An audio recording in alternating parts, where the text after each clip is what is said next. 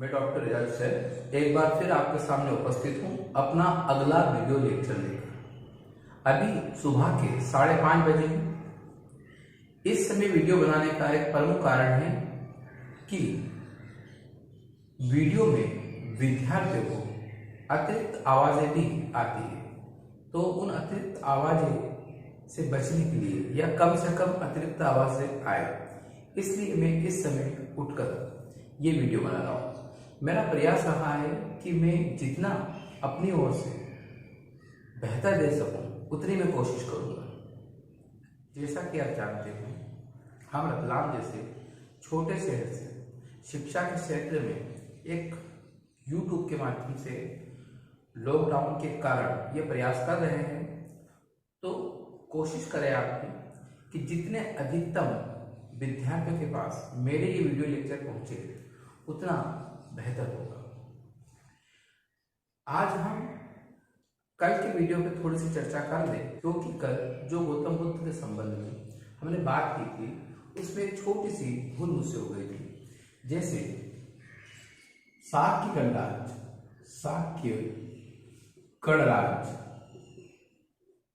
मैंने वैशाली बता दिया था, जबकि वो कौशल है। इसके अतिरिक्त कुछ और चीजें भी है जो हम कल के वीडियो लेक्चर में जोड़ सकते हैं। जैसे गौतम बुद्ध ने अपना प्रथम उपदेश जो 5 ब्राह्मणों को सारनाथ में दिया था, वो संस्कृत भाषा में ना देते हुए उस समय की लौकिक भाषा यानी कि जनता की भाषा पाली में दिया था। तो याद रखें, गौतम बुद्ध ने अपना प्रथम उपदेश पाली भाषा में दिया था। और गौतम बुद्ध ने अपने सर्वाधिक उपदेश कहाँ दिए, तो याद रखिएगा आप लोग, श्रावस्ती में दिए। श्रावस्ती में दिए। सबसे अधिक उपदेश भी उन्होंने यही दिए हैं और सबसे अधिक वर्षा वास भी उन्होंने यहीं पर बिताया है। तो कल के वीडियो लेक्चर में कुछ बातें आप ये जोड़ सकते हैं। आइए आज हम इसके आगे की बात करते हैं। आज भी हमारा विषय रहेगा बौद्ध धर्म और उसके महत्वपूर्ण अंग। तो याद रखना, यहां लिख लीजिए बौद्ध धर्म के महत्वपूर्ण अंग। आज हम बौद्ध धर्म के इन महत्वपूर्ण अंगों पर बात करेंगे।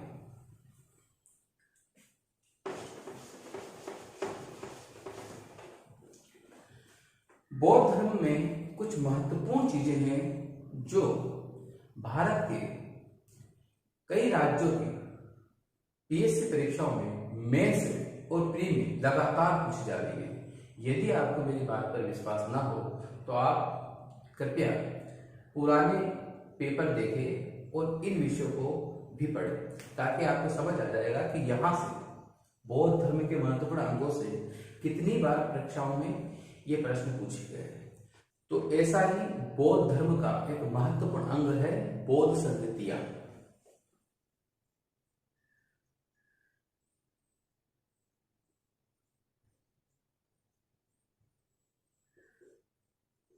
बौद्ध संगतियां, देखिए, संगति का अर्थ आज के समय में हम देखे संगोष्ठी या सेमिनार जिस प्रकार होते हैं, उस समय बौद्ध धर्म में इस प्रकार के सेमिनार को हम संगति कहते थे। तो ऐसी बौद्ध संगतियां अब तक कुल 4 हुई। प्रथम बौद्ध संगति। 4 चीजें महत्वपूर्ण है, आप इनके बारे में ध्यान रखिएगा।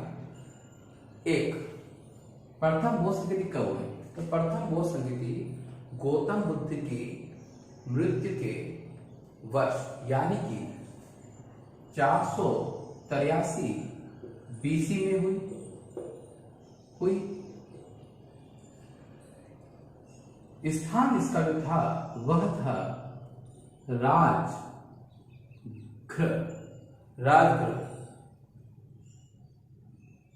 राजगृह के भी 7 करणी गुफा में ये संगोष्ठी हुई थी।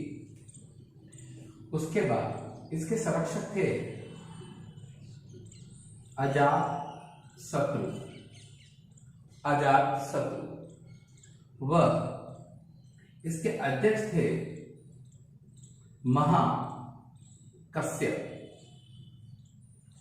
व यहां जो प्रमुख कार्य किए गए वो थे सुत्त पीटक व विनय पीटक की रचना। तो ये कुछ महत्वपूर्ण चीजें हैं जो आपको बौद्ध संगीत से आनी चाहिए, यानी कि समय, स्थान, संरक्षक,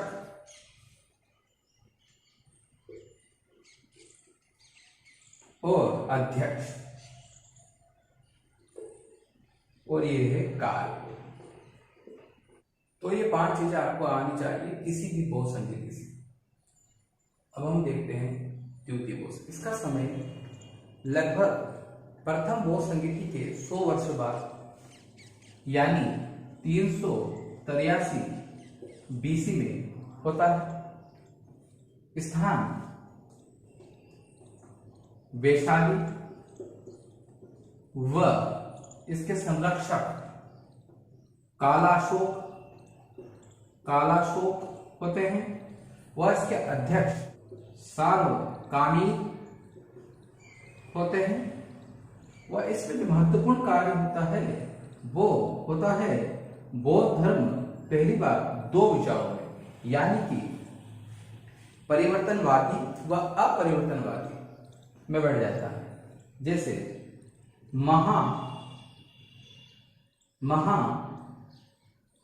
सांघिक व सो तांत्रिक, महासांघिक व सो तांत्रिक एक परिवर्तनवादी है और एक बौद्ध धर्म बिल्कुल परिवर्तन के खिलाफ है। तो इस प्रकार हमने देखा द्वितीय बौद्ध संगीति में इस प्रकार की चीजें आपको याद रखनी है। अब हम आगे बात करते हैं यही तृतीय बौद्ध संगीति। तृतीय बौद्ध संगीति के विषय में भी हम ऐसे ही 5 तथ्य देखेंगे। इसका समय होता है 251 बीसी। स्थान पाटलिपुत्र,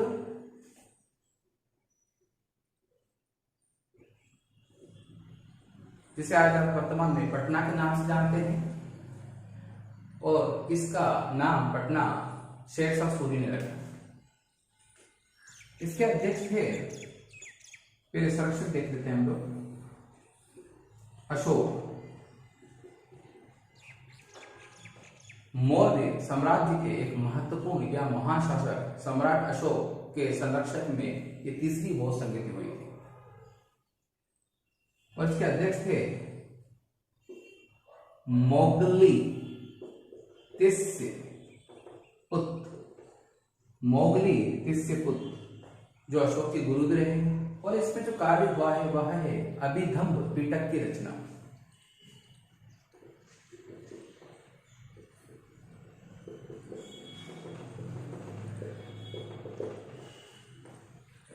इस प्रकार हम तीसरी बौद्ध संगीति से ये 5 महत्वपूर्ण तथ्य याद रख सकते हैं। इसके आगे हम चतुर्थ बौद्ध संगीति को देखते हैं।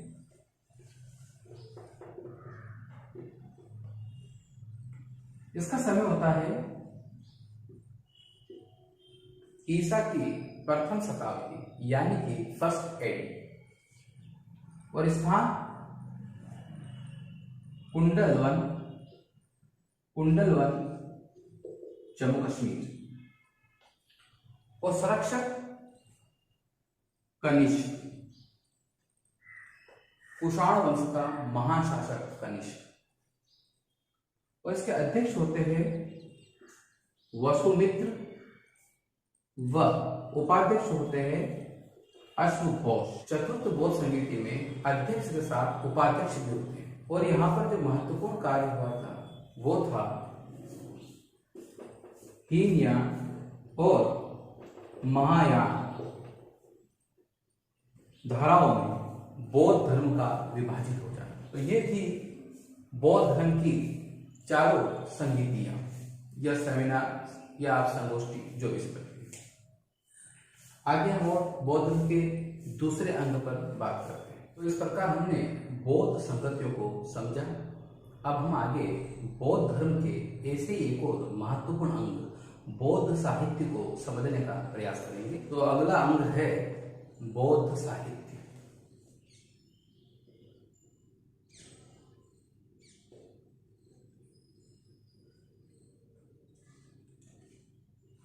बौद्ध धर्म में जो प्रमुख ग्रंथ है उसका नाम है त्रिपिटक और इसकी भाषा पाली है।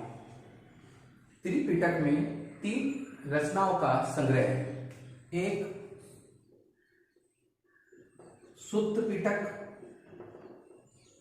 दूसरा विनय पिटक और तीसरा अभिधम्म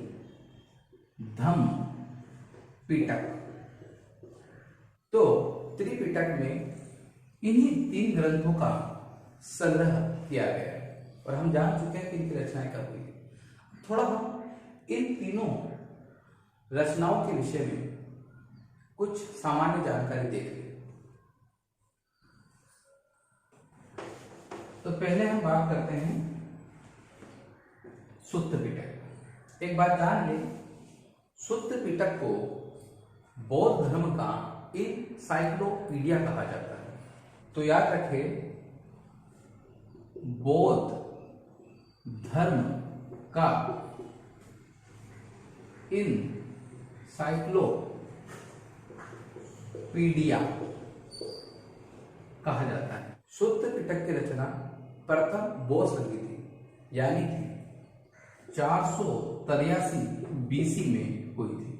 इसमें आनंद के विचारों का संग्रह है। आनंद के विचार, तो याद रखें, आप लोग आनंद को जानते हैं। आनंद गौतम बुद्ध के सबसे प्रमुख शिष्य थे, जिनसे इनकी मुलाकात अनुभि उद्यान में होती है। इन्हीं के कहने पर गौतम बुद्ध बौद्ध धर्म के संघ में महिलाओं को प्रवेश देते हैं। आनंद ने की थी। इसमें सुत्त पिटक में जो महत्वपूर्ण चीजें है, गौतम बुद्ध के उपदेश व शिक्षा इसका विषय वस्तु है। सुत्त पिटक का विषय वस्तु, उसमें गौतम बुद्ध के उपदेश व उनकी प्रमुख शिक्षाएं का उल्लेख किया गया। सुत्त पिटक के 5 निकाय हैं। निकाय यानी कि अध्याय या भाग।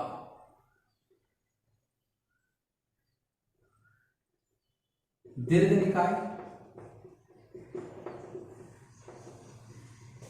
निकाय, मंझम निकाय, संयुक्त निकाय, अंगुत्तर निकाय,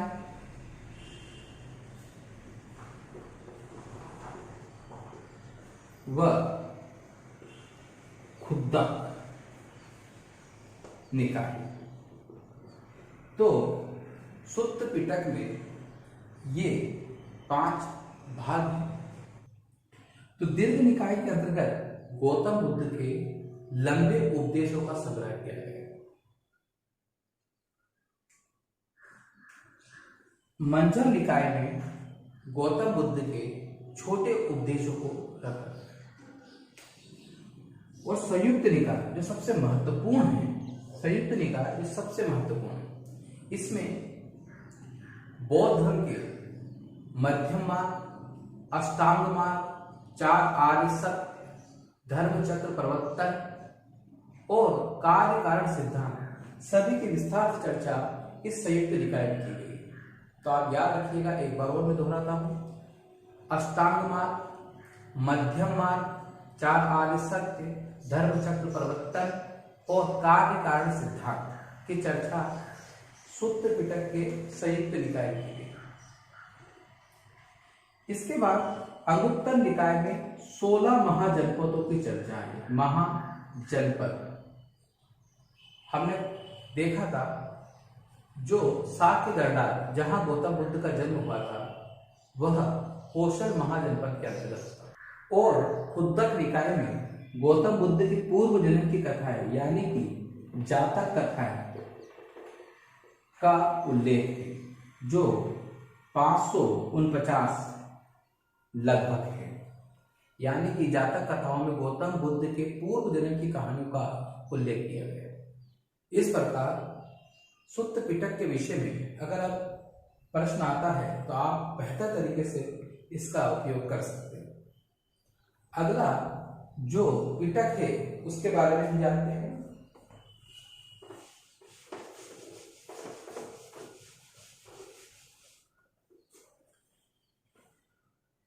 विनय पिटक। विनय पिटक इसकी रचना भी 483 बीसी में हुई और इसके रचनाकार या इसमें जिसके विचार है उनका नाम है उपाली और इसकी विषय वस्तु है बौद्ध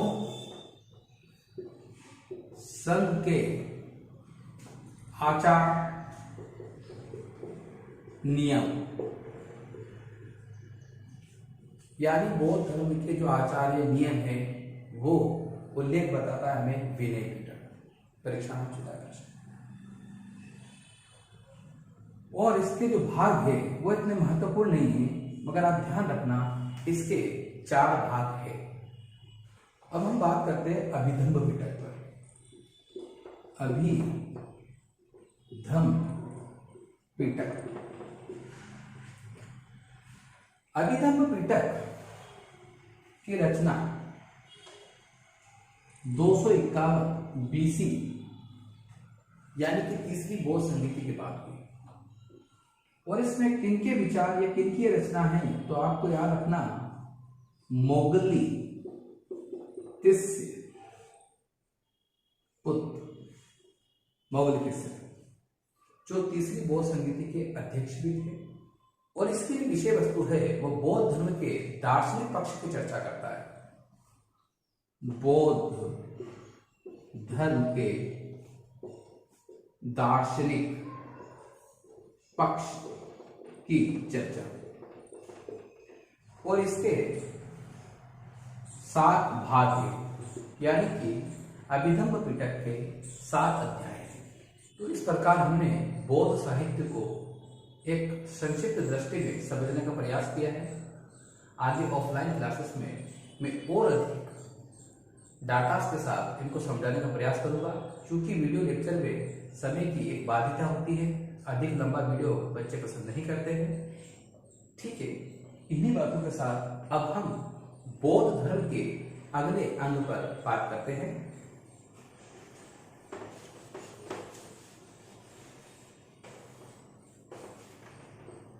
तो बौद्ध धर्म का ऐसा ही एक महत्वपूर्ण अंग है बौद्ध संघ।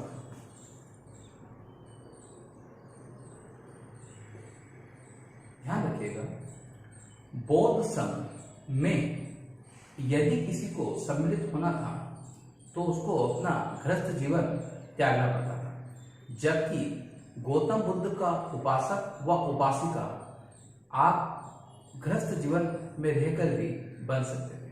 तो बौद्ध संघ बौद्ध धर्म का एक महत्वपूर्ण अंग है। बौद्ध संघ का महत्व का पता हम इस बात से भी लगा सकते हैं कि बौद्ध धर्म में जो त्रिरत्न है,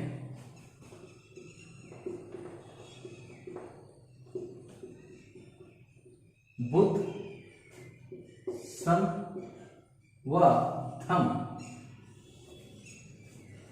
उन त्रिरत्न में एक बौद्ध संघ की, यानी कि बुद्ध पर विश्वास करो, फिर संघ पर विश्वास करो और फिर धर्म पर, धम्म मतलब धर्म पर विश्वास करो।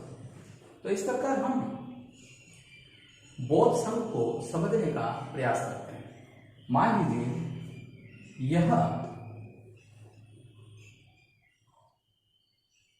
एक बौद्ध संघ है, ये एक बौद्ध संघ है, बौद्ध संघ बना है यहाँ पर एक, जहां पर सब लोग रहते हैं और यहाँ का जो सबसे बड़ा अधिकारी होता है उसको आसन प्रज्ञा, आसन प्रज्ञापक, आसन प्रज्ञापक कहा जाता है। इसके अतिरिक्त यहाँ पर बहुत सारे भिक्षु व शामरेण भी रहते हैं। देखिए यहां पर थोड़ा समझने का प्रयास करिए।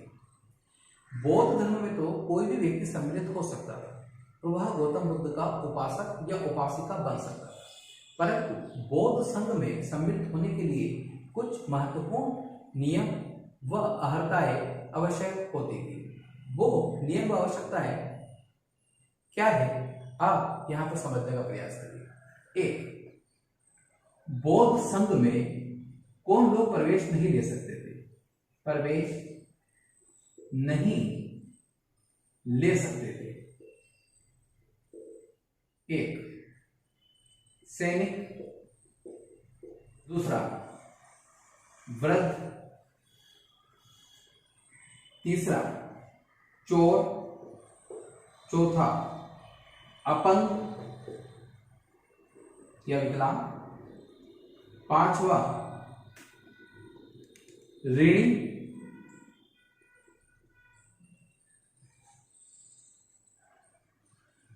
छठा दास और सातवां रोगी। तो याद रखें, बौद्ध संघ के अंतर्गत इन सातों तरह के व्यक्तियों को प्रवेश नहीं था। सैनिक, वृद्ध, चोर, विकलांग, ऋणी यानी कि कर्जदार, दास और रोगी। तो इन सातों के लिए बौद्ध संघ में प्रवेश वर्जित था। अब इसके क्या कारण रहे होंगे वो आप अच्छी तरह से समझ सकते हो कि कोई भी व्यक्ति चोरी करके बौद्ध संघ में सम्मिलित हो जाएगा, पूरे बौद्ध संघ को बदनाम कर देगा। कोई रोगी आ गया तो भी परेशान, वो ठीक से बौद्ध धर्म का प्रचार प्रसार का कार्य नहीं कर पाएगा और वो कठिन साधना और तपस्या वो नहीं कर पाएगा। इस प्रकार हम देखते हैं कि बौद्ध संघ में इन व्यक्तियों के लिए प्रवेश वर्जित था। इसके अतिरिक्त बौद्ध संघ में 14 वर्ष से छोटे बालकों का प्रवेश वर्जित था, परंतु वह अपने अभिभावकों की आज्ञा से बौद्ध संघ में प्रवेश ले सकते थे। तीसरी बात, बौद्ध संघ में प्रवेश के लिए हमें गृहस्थ जीवन का त्याग करना पड़ता था।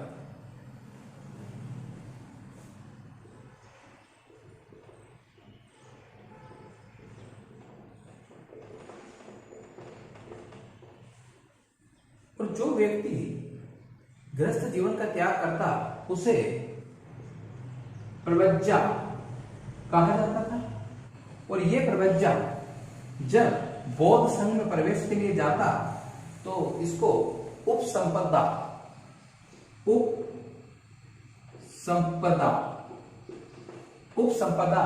कहा जाता था।